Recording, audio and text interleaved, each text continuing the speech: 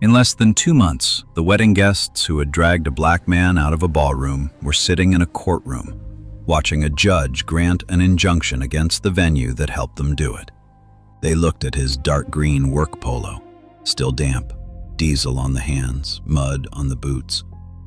One guest put a hand flat on his chest. Another gripped his elbow from behind. 2 security guards finished the job. 200 people watched. Not one said stop. The bride's mother's voice caught on a security radio. He is a garbage man. Get him out before photos. The man they threw out collects garbage for a living. He is also the groom's brother, and his father is a sitting county judge. This wasn't about a polo shirt. This was about 6 years on a garbage truck and 4 overtime Saturdays to buy a tuxedo he never got to wear for his own brother's wedding. Have you ever been judged before you spoke a single word? Drop it in the comments. This is where it begins. Saturday morning, June 28th, Belmont Springs, Virginia. Gregory Owens wakes at 5:15. A rescue mutt named Rudy noses his palm off the mattress. The apartment is 1 bedroom, East Belmont. Clean floors, second-hand couch, a bookshelf heavy with James Baldwin and motorcycle repair manuals. On the closet door, still in its dry cleaning bag, hangs a tuxedo he picked up 3 days ago. Today, his half-brother Derek gets married. Gregory is the best man. He brews coffee in a pot that gurgles like it's arguing with itself, pours a bowl of kibble for Rudy, stands in the kitchen doorway and looks at the tuxedo. He bought it with overtime money, 4 consecutive Saturdays on the early route. Tuxedo money doesn't come easy on a garbage collector's salary, but Gregory doesn't complain about things that cost effort. He complains about things that cost dignity. There's a difference. Gregory Owens collects garbage for the city of Belmont Springs. Has for 6 years. He drives the truck on the Elm to Oak route starting at 5:30 every morning. When a crew member calls in sick, Gregory climbs down and pulls the bins himself.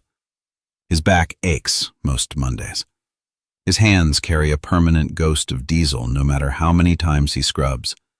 The nails never come fully clean. He stopped being self-conscious about it around year 3. His crew calls him G. He's the first to clock in, the last to leave. He and Derek share a father, Judge Harold Owens, 63, one of the most respected circuit court judges in the county. Different mothers. Gregory's mother, Clara, was a school librarian who read to him every night until he was 12. She died of ovarian cancer when Gregory was 19, 3 months from diagnosis to funeral. Harold remarried. Derek grew up in the big house on Ridgemont Lane, stone columns, circular driveway, gardener on Tuesdays. Gregory grew up in East Belmont. The zip codes are 9 miles and a different world apart. The brothers are close despite the gap. They fish together on the Rappahannock every October. They argue about football like it matters. Derek asked Gregory to be his best man before Gregory could say congratulations. Gregory said yes before Derek finished the sentence. At 3 in the afternoon, Gregory's phone buzzes. Burst water main, Elm and 4th. His deputy called in sick, 2nd time this week. Gregory looks at the tuxedo, looks at the phone. The water main won't fix itself. The crew is short. He dials his supervisor. "I'm on my way," he texts Derek. "Running late, overtime call. Save me a plate, I'll be there." Derek sends back a thumbs up and a heart. Gregory works the call out in the June heat, Virginia humidity that sits on the chest like a wet towel. Sweat darkens his polo from the collar down. His boots sink into the mud around the excavation site. He finishes at 5:45. His polo is soaked. His boots have mud caked to the sole. The tuxedo is hanging on a closet door 9 miles away, and the ceremony starts in 30 minutes. He does the math. There isn't enough time. He drives to the Ridgemont estate in his work polo, windows down. The evening air carries the smell of cut grass and warm asphalt. He He tells himself it doesn't matter what he's wearing. His brother will understand. He'll change into something later. It's fine. The framed photo of Clara sits on the passenger seat. Gregory takes it to every family event. He never explains why. He doesn't have to. He pulls into the Ridgemont Estate parking lot at 6:42. A valet in a black vest looks at his sanitation department truck, then at his polo, then at his boots. The valet reaches for a walkie-talkie. Gregory doesn't notice. He's already walking toward the garden. The outdoor ceremony is over. Guests drift from the garden toward the ballroom, heels clicking on flagstone, laughter carrying across the lawn, the scent of gardenias hanging in the humid air like a curtain. Gregory crosses the garden path. The grass is still pressed flat from 200 chairs. Rose petals litter the aisle where his brother stood and said his vows. Gregory missed them, but he's here. He enters the lobby. White marble, crystal chandeliers doubled in the polished floor, the hum of money and good manners. A hostess in a black dress stands behind a podium with a clipboard. Gregory gives his name. She scans the list, finds it, checks a box. He's in. He steps into the ballroom. 200 guests in summer pastels and pressed linen. Gregory is the only black person in the room. He is also the only person not in formal wear. His dark green polo, still damp, catches the chandelier light like an ink stain on a white tablecloth. He spots Derek across the floor. Tuxedo, grinning, one hand holding Samantha's and the other waving at an uncle. Gregory starts walking toward him. He doesn't make it. Brenda Caldwell steps into his path. 58 years old, mother of the bride, cream-colored dress, pearls, a smile that operates on a thermostat. She doesn't introduce herself. She looks at his polo. She looks at his boots. She says, calm as a hostess redirecting a lost delivery driver, "The service entrance is around the back, sweetheart." Gregory says, "I'm here for the wedding. I'm Gregory, Derek's brother." Brenda's smile doesn't shift a single degree. "Of course you are." She turns to the woman beside her and says, just loud enough, "The help is getting creative tonight." Gregory keeps walking. He is 6 feet from Derek when a hand lands on his shoulder.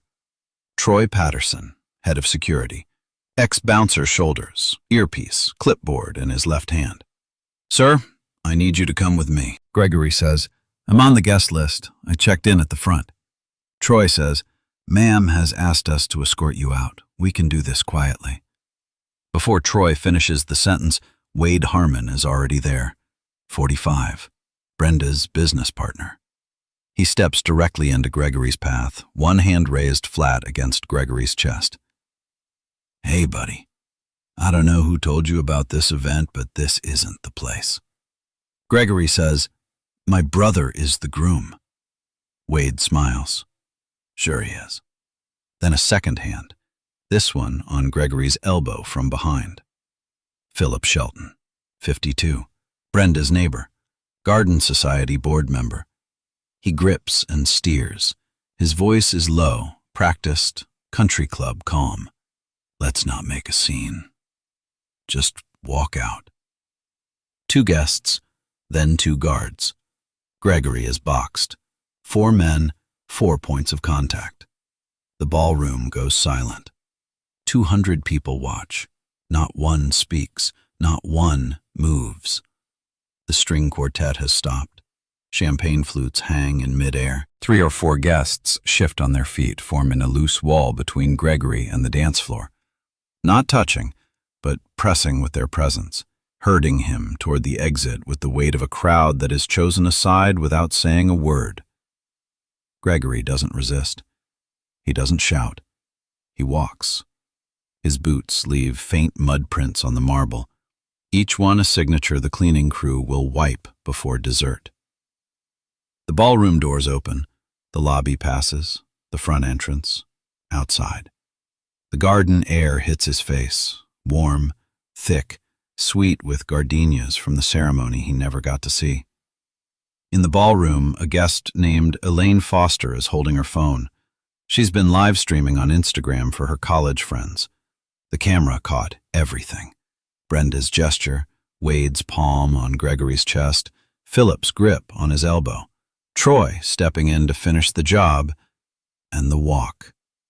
38 seconds of silence and shoe leather. The audio picks up one clear phrase from Brenda, spoken to no one and everyone.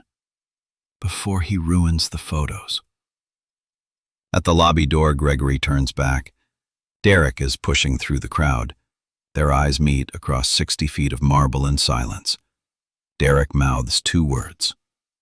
"I'm sorry." The door closes. Gregory stands in the parking lot. The sun hasn't fully set. Fireflies pulse above the boxwood hedges. His truck is right where he left it. Clara's photo is on the passenger seat. He sits in the driver's seat for 11 minutes before he turns the key. Elaine Foster's live stream is still recording. She doesn't know it yet, but 2.1 million people are about to watch. Sunday morning, June 29th, 9 a.m. Elaine Foster's Instagram Live has been screen recorded, cropped, and reposted. By 9, it has 200,000 views. By noon, 800,000. By midnight, 2.1 million. The number keeps climbing the way water rises in a basement. You don't notice until it's at your knees. The video is 38 seconds long. That's all it takes. Wade Harmon's palm flat against a man's chest. Philip Shelton's hand clamped on an elbow. Troy Patterson stepping in with a second guard. 200 guests watching like marble statues. And the walk. Boot prints on polished stone, shoulders square, no resistance, no shouting. Just a man in a green polo being pushed through a ballroom he was invited to. The hashtag #WeddingWhileBlack trends for 16 hours. Comment sections fill with fury, disbelief, and personal echoes. This happened to me at a country club in Charleston. My cousin got stopped at a hotel lobby in his own building. They didn't even check the list. The algorithm picks it up and pushes it. Twitter, TikTok, Reddit threads with 14,000 upvotes. Facebook shares into community groups across 6 states. Monday, 11 a.m. The Ridgemont Estate issues a statement. We take the safety and comfort of all guests seriously. Our staff followed established protocols. We are reviewing the incident and will take appropriate action if warranted. No apology.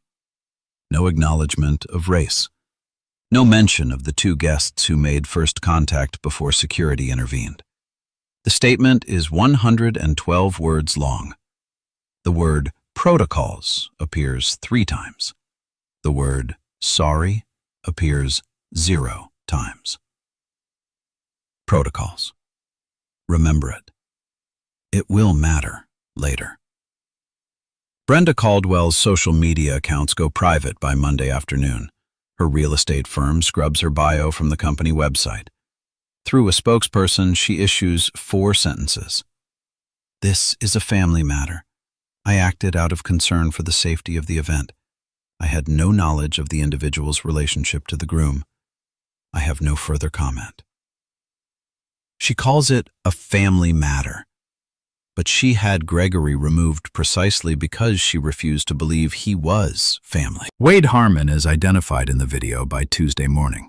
His LinkedIn receives 300 comments in 4 hours before he deactivates it. His real estate development firm, Harmon & Associates, posts a statement. Mr. Harmon's actions at a private event do not reflect the values of this firm. They don't say which values. They don't say what his actions were. They say the word private twice. Philip Shelton deletes every social media account he owns within 24 hours. He says nothing. His silence is its own kind of statement. Gregory says almost nothing too, but his silence is different. He doesn't post. He doesn't give interviews. A reporter from the Richmond NBC affiliate finds him at a gas station on Tuesday afternoon. Gregory is filling the tank of his personal truck. The reporter asks for a comment. Gregory looks at the camera for 3 seconds. He says, "I just wanted to see my brother get married." That's it. 7 seconds. It goes viral on its own. 600,000 views by Wednesday. Not because of what he says, but because of everything he doesn't. The Richmond affiliate runs the story Tuesday evening. Wednesday, the AP wire picks it up. By Thursday, national outlets are calling. CNN runs a 60-second segment. MSNBC books a civil rights commentator who says the phrase social profiling 4 times. Through it all, one silence is louder than any headline. Derek Owens, the groom, has not made a public statement. He hasn't posted. He hasn't been interviewed. His honeymoon was supposed to start that Monday. He and Samantha are in the Outer Banks. The ocean is right outside the window. Derek spends most of his time on his phone, reading comments he can't answer and calls he doesn't pick up. Samantha sits beside him and says nothing. She knows what her mother did. She hasn't called Brenda back. The narrator notes this without judgment, but the audience feels it. A brother was thrown out of a brother's wedding, and the brother who stayed hasn't said a word. On Tuesday afternoon, July 1st, at 2 p.m., a woman in Richmond opens the Ridgemont Estates press statement on her laptop. She doesn't watch the viral video. She reads the statement. She counts the word protocols. She opens a new browser tab and types Belmont County Public Records. Her name is Nora Whitfield. She's 38, investigative reporter for the Belmont Courier. She doesn't write stories about viral videos. She writes stories about patterns. She picks up her phone and calls a number she found in a county employee directory. Gregory Owens answers on the 4th ring. Nora introduces herself. She asks one question. Has anyone from the venue contacted you to apologize? Gregory says no. Nora says, I didn't think so. Can we talk? Nora Whitfield doesn't chase noise. She chases paper trails, and she thinks she's found the beginning of one.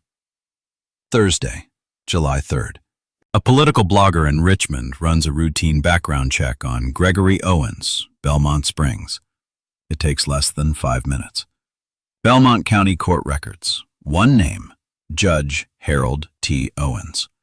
A 2018 profile in the Virginia Bar Association Quarterly. 2 sons listed, Derek Owens, Gregory Owens. A photograph accompanies the article. Harold in his robes, one arm around each son at the annual Bar Association dinner. Both young men smiling. The family resemblance is clear. The internet recalibrates in real time. Headlines shift like tectonic plates. Wedding guests eject judge's son. Bride's mother ordered removal of groom's own brother. Garbage man thrown from wedding was best man and a judge's son. The man Brenda Caldwell called the help. The man Wade Harmon pressed his palm against. The man Philip Shelton steered by the elbow. He shares a last name with a sitting county judge. He was on the guest list. He was supposed to give a toast. Brenda's circle reacts like a building losing load-bearing walls. 3 members of the Garden Society resign their memberships within 48 hours. Her real estate firm issues a second statement, this time using the word unaffiliated. Wade Harmon's firm cancels a joint listing with Brenda's agency. The distance between allies grows with every headline. But the status flip cuts deeper than lineage. Because here is the thing the internet argues about for the next 72 hours. Gregory Owens is a garbage collector. That's his job. That's what Brenda saw, and she wasn't wrong about the uniform. She was wrong about what it meant. A reporter calls Gregory for comment. She says the word karma. Gregory corrects her. It shouldn't matter whose son I am. A garbage man has the same right to be at his brother's wedding as anyone else in that room. The quote circulates. It's not a soundbite designed for virality. It's a man saying something obvious that shouldn't need to be said. Judge Harold Owens makes no public statement. Through a court spokesperson, one sentence. Judge Owens is aware of the incident involving his family. He will recuse himself from any related proceedings. Harold is a man who lets the law speak. He taught Gregory the same discipline. Wade Harmon's past surfaces in the comments. Someone finds an old county record. He appeared as a defendant in a contract dispute in Judge Harold Owens' courtroom 6 years ago. He lost. The man whose chest he pressed his palm against is the son of the judge who ruled against him. The internet calls it irony. It might be something uglier. Philip Shelton, the man who gripped Gregory's elbow, lives 3 blocks from Judge Owens' home on Ridgemont Lane. They've nodded at each other at neighborhood barbecues. Philip once borrowed Harold's hedge trimmer and returned it with a thank you note. He never made the connection, or chose not to. Derek breaks his silence on Thursday evening. A single Instagram post, a childhood photograph, 2 boys on a dock at a lake, fishing rods in hand, one 6 years older than the other. No caption. 200,000 likes in 4 hours. The comments write the caption for him. The status flip satisfies the internet. The outrage finds a sharper edge. But Nora Whitfield isn't watching the comments. She's staring at a spreadsheet she pulled from a public records request. 14 rows, 18 months, and a pattern that has nothing to do with whose father is a judge. July 5th. Nora Whitfield files FOIA request number 2025-0618-RC with Belmont County. She requests all incident reports filed by or involving the Ridgemont estate for the previous 24 months. The request is 6 pages. She fills it out at her kitchen table at 11 p.m. with a mug of cold coffee and a yellow legal pad covered in shorthand. The records arrive on July 10th. She reads them the same night. The incident log is a spreadsheet. Columns for date, event type, individual description, reason for removal, and outcome. Nora scrolls through 18 months of data. She counts 14 removals under the category Dress Code Discretion. She cross-references the description column. Every single entry describes a person of color. Black male, mid-30s. Casual attire. Hispanic female, late 20s, deemed underdressed. Black male, 40s, uniform inconsistent with event dress code. 14 entries. 14 people of color. She checks for any white patron removed under the same policy in the same period. 0. The number doesn't require commentary. 14 and 0. The spreadsheet speaks in the plainest language there is. She reads a few entries aloud to herself. March 15th, 2024. Corporate gala. Black male described as wearing business casual in a black tie environment. He was a dentist. His host organization confirmed his invitation after the fact. No apology from the venue. November 8th, 2024. Private wedding. Latina female, cocktail dress, removed because she didn't match the guest list profile. She was on the list. January 22nd, 2025. Debutante ball. Black male wearing the venue's own catering uniform. He was a caterer's assistant employed by Ridgemont's contracted caterer. He was still removed. Nora sets the spreadsheet down. She calls a civil rights attorney she knows from a story she wrote 2 years ago. She says, "I have a pattern." Separately, Nora pulls Brenda Caldwell's homeowner association activity through public records. 3 formal complaints filed in 2 years. All 3 target homeowners of color in Brenda's subdivision. Complaint 1. Excessive noise during a gathering. The gathering was a child's birthday party. It ended at 8 p.m. on a Saturday. Complaint 2.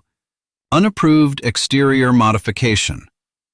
The modification was a welcome mat, a woven doormat with the family's last name. It was within HOA guidelines.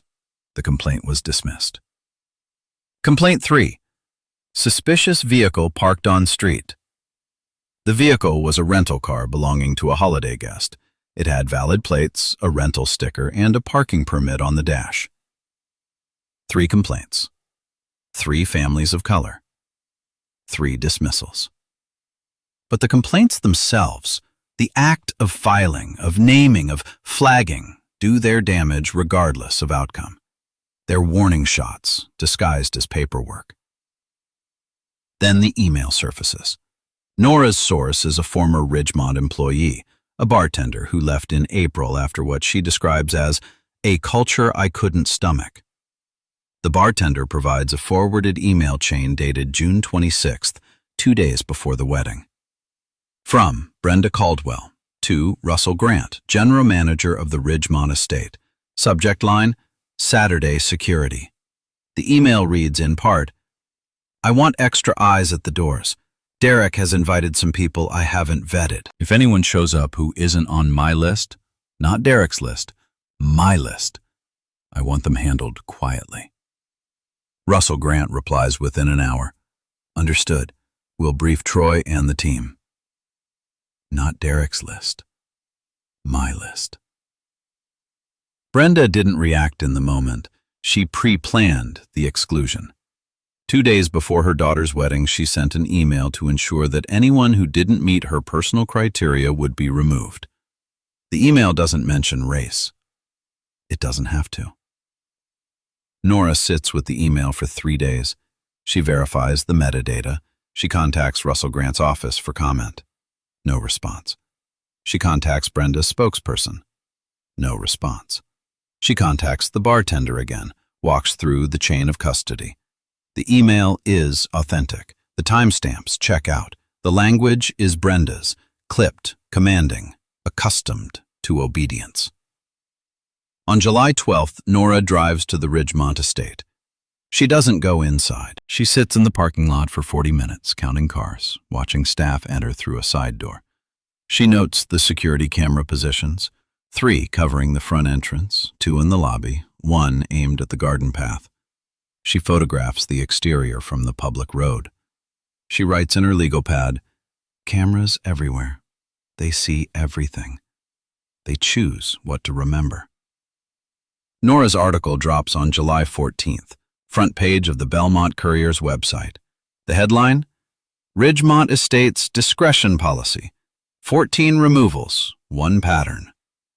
The article includes the incident log data, 14 removals, 0 white patrons, presented in a chart. It includes the HOA complaint history. It quotes Gregory and 2 unnamed former venue patrons who agreed to speak on background. It does not include the email. Nora is saving that. A good reporter knows when to show the hand and when to hold the ace. Local television picks up the story that evening. The Richmond NBC affiliate leads with it at 6. The Richmond Times-Dispatch runs a follow-up the next day with their own records request, confirming the Courier's numbers. 3 event bookings at the Ridgemont estate are canceled within 1 week, according to an anonymous venue employee. A 4th, a corporate holiday gala for a Richmond law firm, quietly moves to a different venue without public announcement. The estate's Yelp page drops from 4.2 stars to 2.1. The 1-star reviews cite the article by name.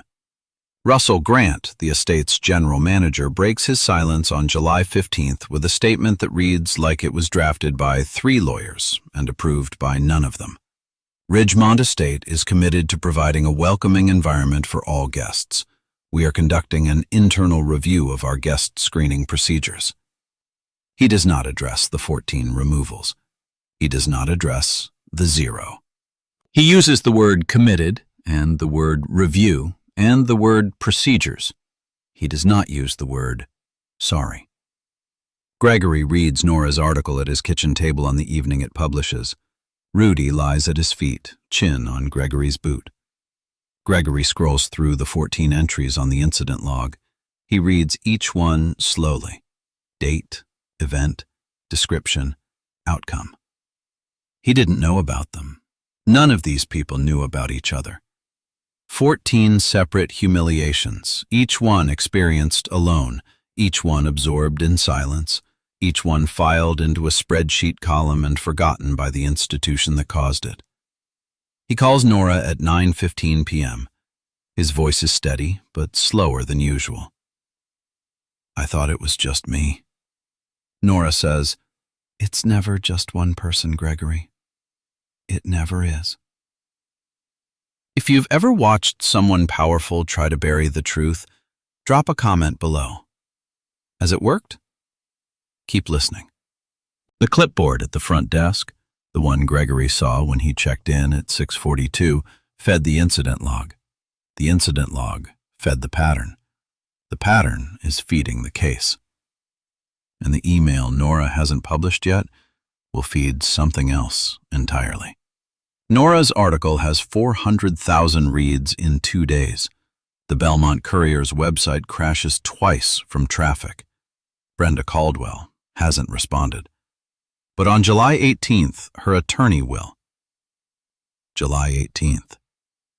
The pushback arrives in legal letterhead. The Ridgemont Estates law firm, Crawford, Dunn and Associates, sends a cease and desist to the Belmont Courier's editorial office. The letter is 9 pages. It accuses Nora Whitfield of reckless disregard for proprietary business information, tortious interference with contractual relationships, and publication of unverified claims designed to inflict reputational harm. It demands retraction of the article within 72 hours and threatens a defamation suit seeking damages in excess of $2 million. Nora's editor, a man named Bill Stratton, who has run the Courier for 21 years, calls her into his office. He sets the letter on the desk between them. He doesn't kill the story, but he says, "Triple source everything from here. Every line, every number. I need this bulletproof, Nora." She nods. She expected this.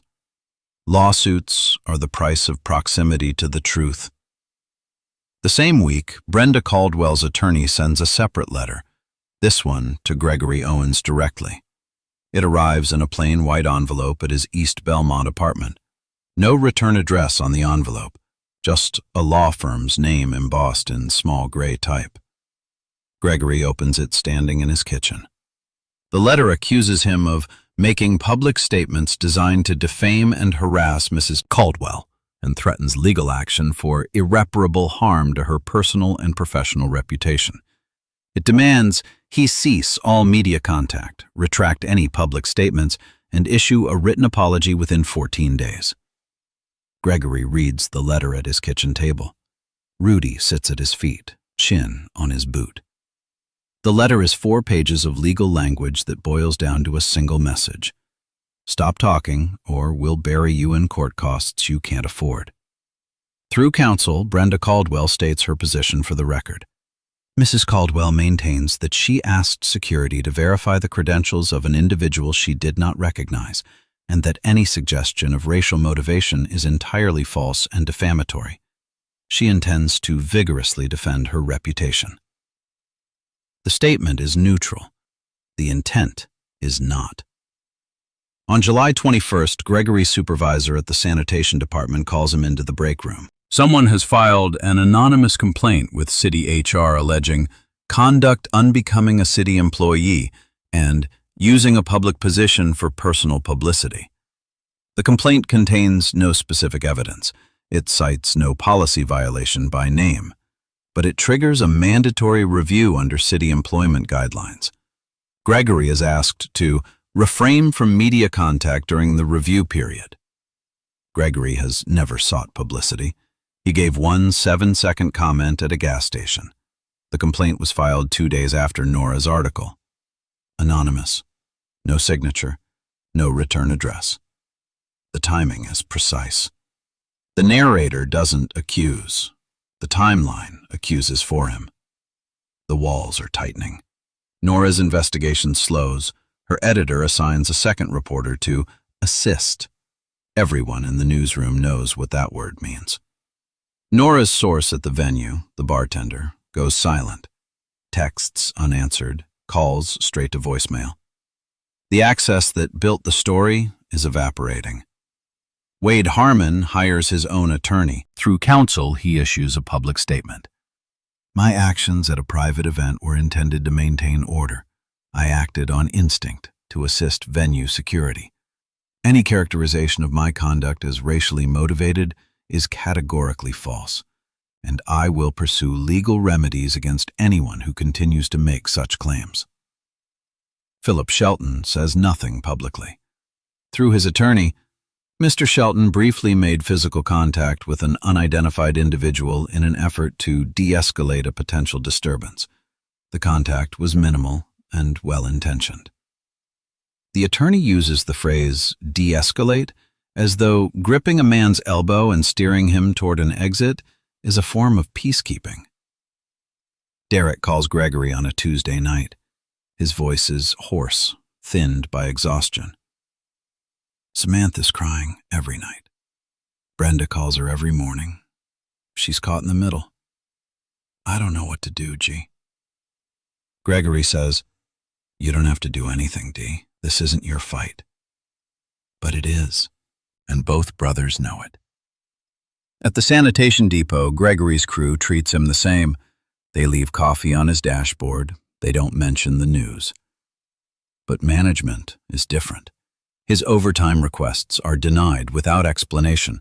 His schedule is shuffled, moved from the Elm to Oak route he's driven for 6 years to a split route on the other side of town. Nobody says why. Nobody has to. Gregory hangs up the phone with Derek. He sits in the quiet of his apartment. He looks at the tuxedo still hanging on his closet door, the one he never got to wear, the one he bought with 4 Saturdays of overtime. For the first time since the wedding, he thinks about letting all of it go. Late July. The noise has stopped, not because the story is over, because the people who need it to be over are winning. Gregory stops answering calls from Nora. He goes to work. He comes home.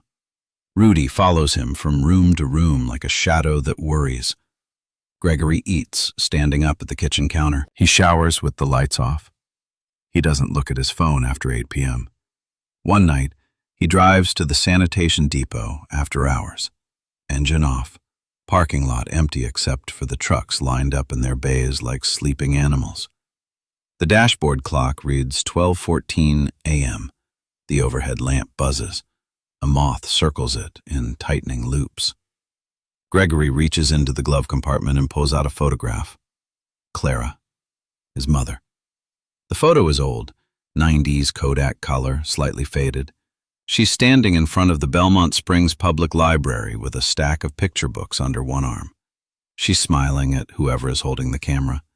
Gregory was probably 4. She read to him every night until he was 12, not because he couldn't read himself. He could by 7, but because the sound of her voice in the dark meant the world was still safe. She died when he was 19. Ovarian cancer. 3 months from diagnosis to funeral.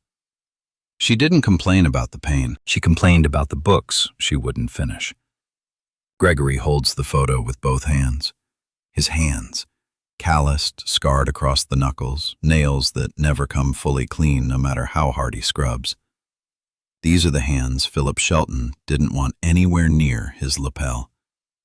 These are the hands that grip a steering wheel at 5:30 every morning so the streets of Belmont Springs are clean before the rest of the town wakes up. The parking lot light buzzes. The moth circles. The clock changes. 12:15. His father hasn't called. Harold Owens is a man of the law, and the law says he must stay removed from any proceeding. Gregory understands this. Understanding doesn't make the phone feel lighter in his pocket. At 1:30 a.m., his phone vibrates. Derek. I should have been faster. Derek's voice cracks on the last word. I should have stopped them before they touched you. I keep replaying it, G. I see you walking out and I'm just standing there, in my tuxedo. Holding a champagne glass, doing nothing. Gregory says, You didn't do nothing. You came after me. Not fast enough. Silence. Not the awkward kind. The kind between two people who've run out of ways to say something that doesn't have words. 3 minutes. 4. Neither hangs up. Somewhere in the background of Derek's call, a clock ticks. Gregory could stop. The HR complaint would fade. The lawyers would find other targets. Brenda would declare victory at her next Garden Society meeting. Nobody would blame him. He's a garbage collector in a fight against people who own buildings. He was never supposed to be in this ring. He looks at the photo of Clara, the library behind her, the books under her arm. She was a woman who believed every person's story mattered, not because of who their father was, but because they were a person. He hears her voice, not magical, not ghostly, just the memory of a woman reading out loud in a dark room. The words aren't clear. The feeling is. You don't have to shout. You just have to stay. Gregory is one phone call from walking away. What would you do? Tell me in the comments. Then hear what happens next. The next morning, Gregory puts on his work polo. He laces his boots. He drives to the depot. At 8 a.m., he calls Nora Whitfield back. August 1st. The tide doesn't turn with a single wave. It turns with 3 phone calls to the Belmont Courier's tip line, placed by 3 people who've never met each other and don't know Gregory Owens. Nora takes the calls herself. The first is a dentist from Richmond, black, 41. He attended a corporate gala at the Ridgemont Estate in March of 2024. He wore a tailored navy suit. Security pulled him aside in the lobby and asked to verify his invitation. His host organization confirmed him 20 minutes later. By then, he'd already been escorted outside. No one apologized. He drove home in silence and never told his wife what happened. The second is a woman from Henrico County, Latina, 29. She was a guest at a private wedding in November of 2024. She wore a black cocktail dress and heels. Security told her she didn't match the guest list profile. Her name was on the list. She showed them her ID. They still walked her to the door. She cried in the parking lot for 10 minutes and then drove to her mother's house and didn't talk about it for 3 months.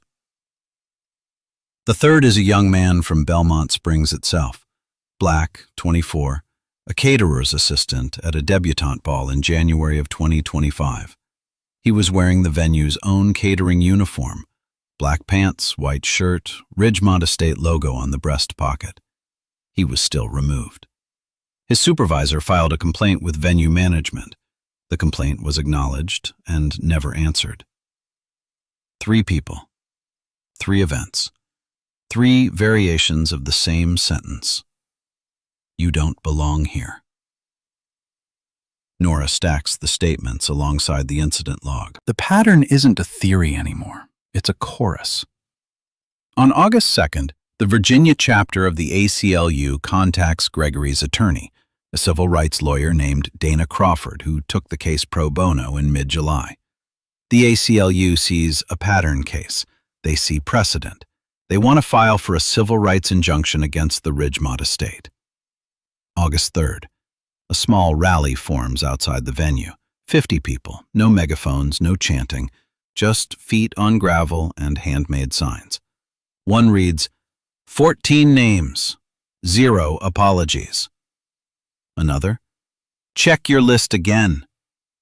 A child tugs her mother's sleeve and asks what injunction means. The mother kneels down and says, it means making someone follow the rules. Gregory is there. He doesn't speak. He stands in the back row wearing his dark green work polo. Someone recognizes him. A woman, the Latina from Henrico County, the one who cried in the parking lot, walks up and takes his hand. She doesn't say anything. She doesn't have to. Her handshake lasts 4 seconds and says more than any headline. Derek Owens makes a quiet move. A $5,000 donation to the Virginia ACLU chapter. Anonymous, but Nora finds out through a source. The brothers don't discuss it. They don't need to. The ACLU files for discovery. In the discovery request, they demand all security communications from June 28th. Radio logs, text messages, internal memos. Ridgemont's attorneys object.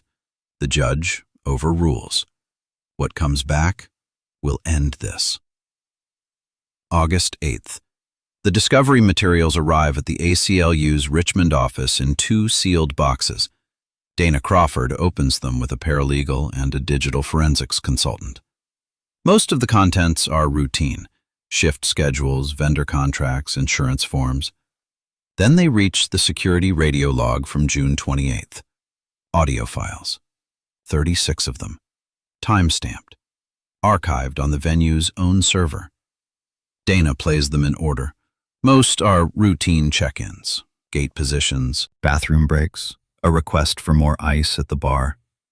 Then she reaches file 22, timestamp, 1849 hours, 6:49 p.m. Troy Patterson's voice, clear and professional. Front desk confirms guest on list, name Owens, Gregory, checked in 1842. Gregory was confirmed, verified. His name matched. The system worked. What happened next was not the system. Timestamp, 1850 hours. Troy's radio is still transmitting, open mic. A second voice enters. Not Troy's. A woman's voice. Close. Standing beside him. Dana leans forward. The paralegal stops typing. The voice belongs to Brenda Caldwell. The words are flat and unhurried, the way someone speaks when they're accustomed to being obeyed without question. I don't care who he says he is. He is a garbage man. Look at him. Get him out before photos. Dana replays it, then replays it again. The forensics consultant confirms. The voice is consistent with other recordings of Brenda Caldwell from public real estate seminars available online. The timestamp is authentic. The file has not been altered. He is a garbage man. She didn't guess. She didn't misjudge. She knew what he was, and that was enough. His job was his crime. His skin was his sentence. The recording is 11 seconds long. 11 seconds of a woman's voice, calm and certain, reducing a man to his work uniform and the color of his skin.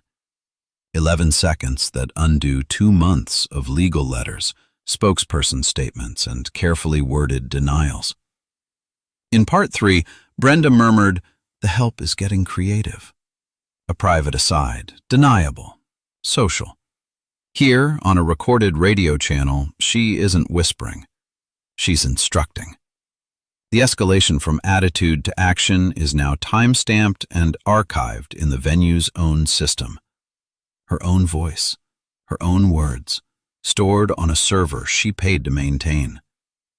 And there is more. Same box. A printed internal memo from Russell Grant dated January 2024. Subject line, Guest Screening, Discretion Guidelines.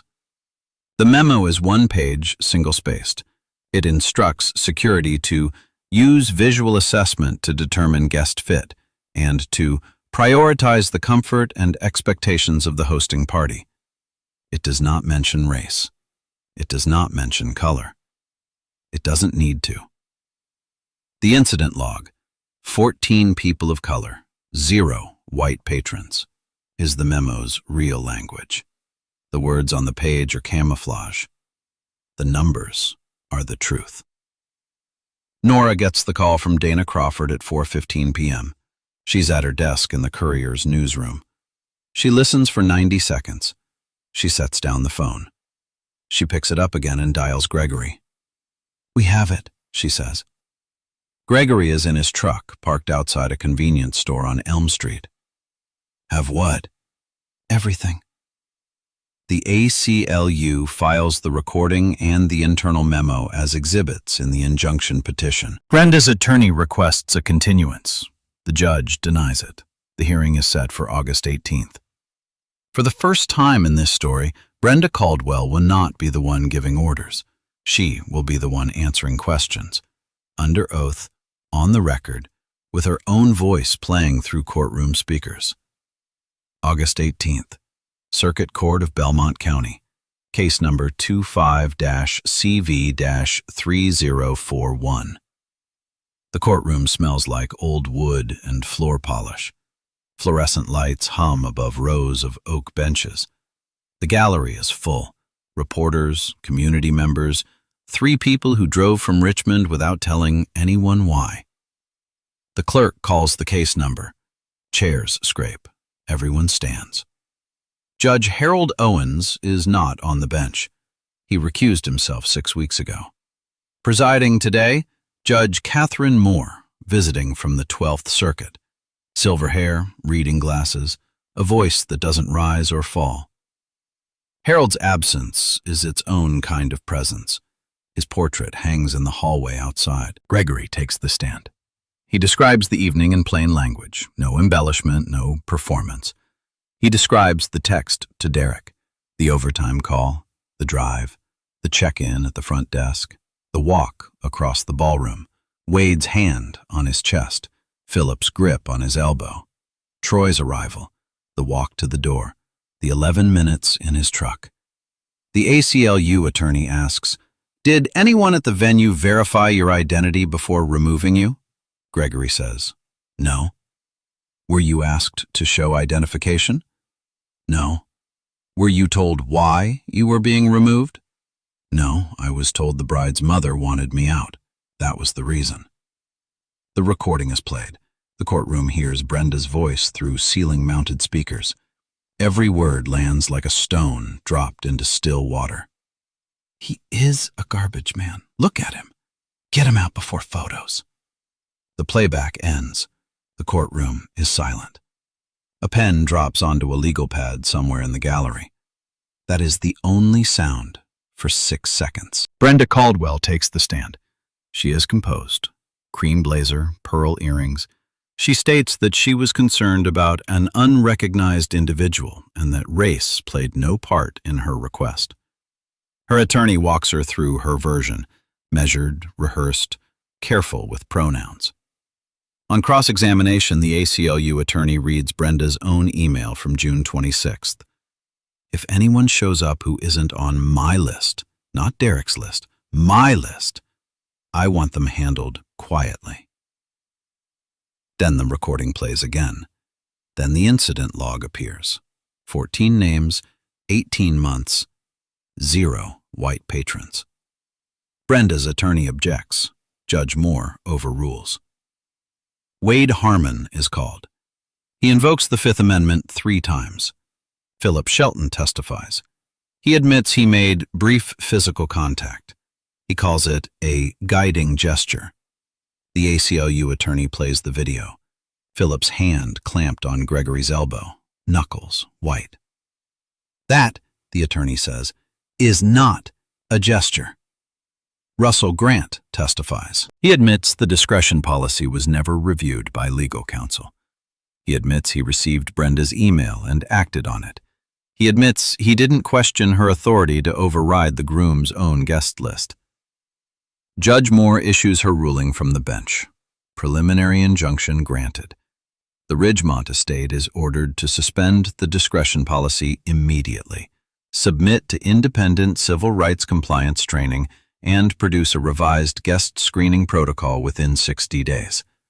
The court's written opinion will note, "The pattern of selective enforcement combined with recorded communications establishes a clear likelihood of discriminatory practice." September 1st. The Virginia Department of Professional and Occupational Regulation opens an ethics review of Brenda Caldwell's real estate license, citing conduct inconsistent with fair housing principles. The review is ongoing. Russell Grant resigns from the Ridgemont estate. The venue hires an independent civil rights consultant. Event bookings begin to recover, slowly, under new management and a new name on the welcome sign. Wade Harmon loses 2 commercial real estate contracts within a month of the hearing. Philip Shelton is asked to step down from the Garden Society board. He does, quietly. Gregory returns to work on a Monday morning. His crew has left a card on the dashboard of his truck. It reads, "Still the best driver in Belmont. Welcome back, G." He puts it in his locker next to the photo of Clara. On a Saturday in mid-September, Derek drives to East Belmont. He parks in front of Gregory's building. They sit on the front porch. Rudy lies between them. The evening air is cooler now. September in Virginia, the humidity finally breaking. Fireflies still come out, though. Same ones from the parking lot that night. Different context. Derek says, "You were supposed to be my best man." Gregory says, "I still am." A man in a dark green polo walks into a room. This time, nobody asks him to leave. Not because they know his father, because they know better. Gregory Owens collects garbage for a living. He is also a brother, a son, and a man who deserved to be at that wedding. One of those facts bothered them. None of those facts should have. If this story stayed with you, share it with someone who needs to hear it.